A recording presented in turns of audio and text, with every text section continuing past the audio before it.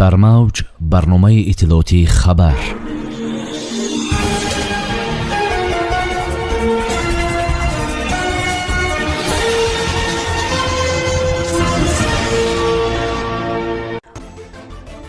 президенти ҷумҳурии тоҷикистон муҳтарам эмомалӣ раҳмон бо сафари корӣ ба шаҳри Санкт-Петербурги Федератсияи Русия сафар карданд. аз дастгоҳи президент ба парлумон Сатторзода мансаби нав гирифт.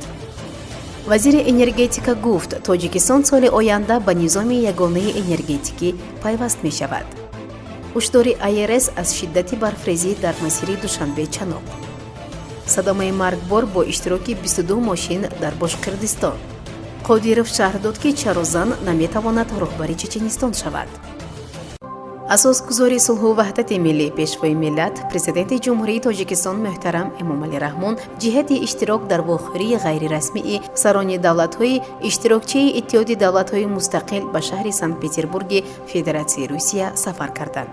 дар ин сафар президенти ҷумҳурии Тоҷикистон муҳтарам Эмомалӣ Раҳмонро вазири корҳои хориҷӣ, ёрдамчии президенти ҷумҳурии Тоҷикистон оид ба масъалаҳои робитаҳои хориҷӣ, вазири мудофиа ва дигар шахсони расмӣ ҳамроҳӣ мекунанд. дар ин бора Амид Ховар иттилоъ медиҳад.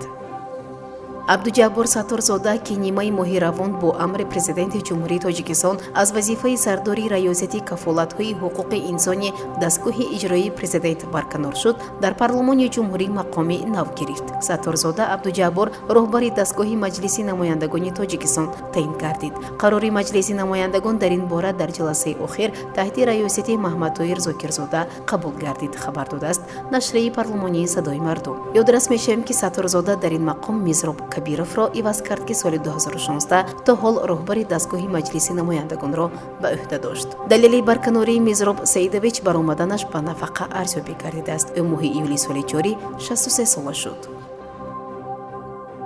вазири энергетика ва захираҳои оби Тоҷикистон изҳор дошт, дар назар аст, ки соли оянда кишвар дигарбора ба низоми ягонаи энергетикии Осиёи Марказӣ пайваст шавад. барномаи пайвастшавии дигарбораи Тоҷикистон ба низоми ягонаи энергетикии Осиёи Марказӣ таи 2 соли охир дар ҳоли амалишавӣ қарор дорад. дар назар аст, ки Тоҷикистон дар соли 2022 ба низоми ягонаи минтақа пайваст шавад, изҳор дошт Далер Ҷумъа, вазири энергетика ва захираҳои об дар суҳбат бо нашрияи ҷумҳурият.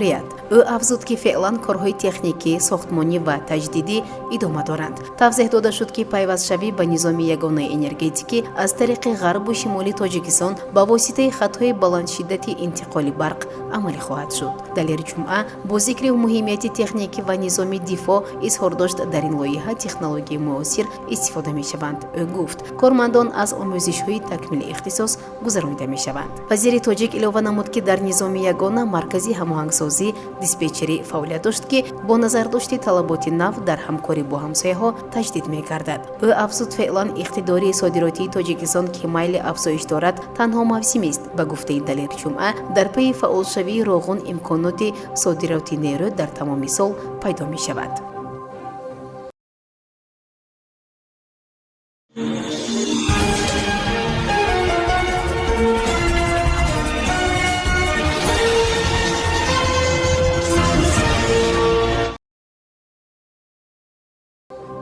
барфрезӣ дар бархе аз қисматҳои шоҳроҳи Душанбе-Чаноқ шиддат гирифта истодааст, ҳушдор додааст АРС дар саҳифааш дар шабакаҳои иҷтимоӣ. АРС ба маълумоти онҳое, ки азми сафар аз тариқи роҳи Душанбе-Чаноқ доранд, расонидааст, ки ронандагонро лозим аст, ки қабл аз сафар ба ҳолати техникии автомобилҳояшон бештар таваҷҷӯҳ зоҳир намоянд. доштани занҷир дар ин марҳила ба манфиати кор мебошад, таъкид шудааст дар муроҷиатномаи ширкат. ширкати мазкур илова намуд, ки феълан тамоми нерӯ ва техника барои роҳробӣ равона шуда ҳаракат барои тамоми намуди худравҳо муҳайё мебошад. садама бо иштироки 22 мошин дар Бошқирдистон рух додааст, ки дар натиҷа 1 нафар ба ҳалокат расида, 5 нафари дигар маҷрӯҳ шуданд. дар ин бора раёсати ҳолатҳои фавқулоддаи минтақа хабар дода афзудааст, ки сонеҳаи нақлиётӣ дар наздикии деҳаи Александровкаи ноҳияи Кармазкалин рух додааст. сабаби садама бар асоси иттилои аввалия шароити бади боду ҳаво мебошад. таъкид шудааст, ки суръати шамол то 20 метр дар як сония расида, дар роҳҳо барфдодаҳо ба вуҷуд омаданд. бархе аз қисматҳои шоҳроҳҳои федералӣ барои автобусҳо, таксӣ ва мошинҳои боркаш баста шуданд. шоҳидони ҳодиса барфрезӣ ва мошинҳоеро ки дучори садама шуданд ба навор гирифтанд. таъкид шудааст ки дар шоҳроҳи М5 миёни рӯстоҳои Серафимов ва Николаевкаи ноҳияи Туймазин беш аз 30 мошин бар асари барфрезӣ банд монданд. феълан барои берун овардани худравҳо 2 мошини КамАЗ бо барфребҳо равона карда шуданд. инчунин беш аз 10 маҳаллаи аҳолинишини Бошқирдистон бенерӯи барқ монданд. барои барқарорсозии таъминоти барқ 60 гурӯҳ сафарбар шуданд. дар баробари ин дар пайи барфрезию шамол дар роҳи Москав-Челябинск ҳудуди 30 мошин дармонда наҷотдиҳандагон 50 нафарро тахлия карданд. Рамазон Қодиров, президенти ҷумҳурии Чеченистон, дар нишасти хабарии солонааш гуфт, ки танҳо мард метавонад ҷумҳуриро идора кунад ва роҳбарии як вазорат ё ноҳияро метавон ба зан вогузор кард. зан қаламрави Чеченистон ба фикрам не, сарвари оила ҳамеша мардон мешаванд. аз ин рӯ раиси ҷумҳурӣ бояд мард бошад. вазорат ноҳияро метавонад зан роҳбарӣ кунад, гуфт Қодиров дар посух ба суоли он ки оё ҷумҳурии Чеченистонро зан роҳбарӣ карда метавонад ё на. Қодиров ҳамзамон таъин шудани духтарашро ба мақоми вазири фарҳанг низ шаҳр дод.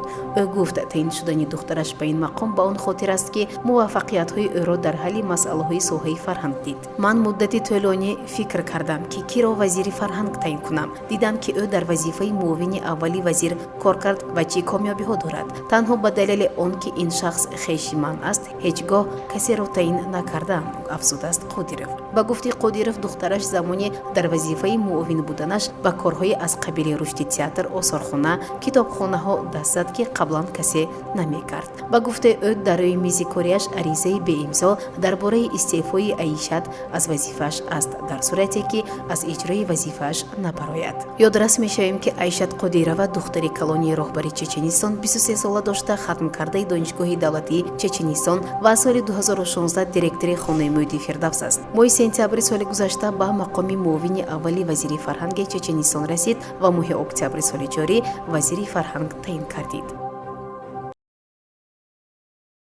барномаи иттилоотии хабар аз рӯйдодҳои Тоҷикистон, минтақа ва ҷаҳон огоҳ бош.